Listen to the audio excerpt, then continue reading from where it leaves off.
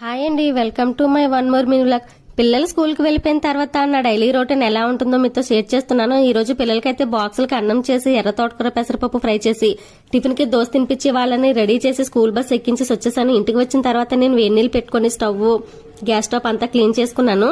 వంట చేసినవి పిల్లలు టిఫిన్ తిన్నవి. ఈ రోజు కొన్ని కూరగాయలు ఖాళీ అయిపోతే ఆ బాక్స్ లో గిన్నెలు క్లీన్ చేసేసాను. మళ్ళీ రేపటికి టిఫిన్ కి ఉండాలి కాబట్టి మినపప్పు నానపెడుతున్నాను.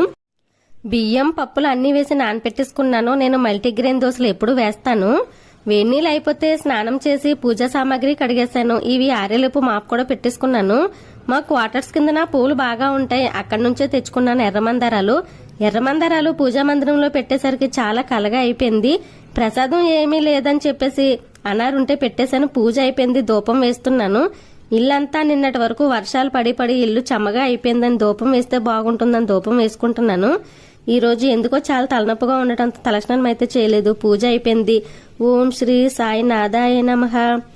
వీడియో నచ్చితే లైక్ చేయండి, షేర్ చేయండి, సబ్స్క్రైబ్ చేయండి. మరిన్ని వీడియోలు మీకోసం.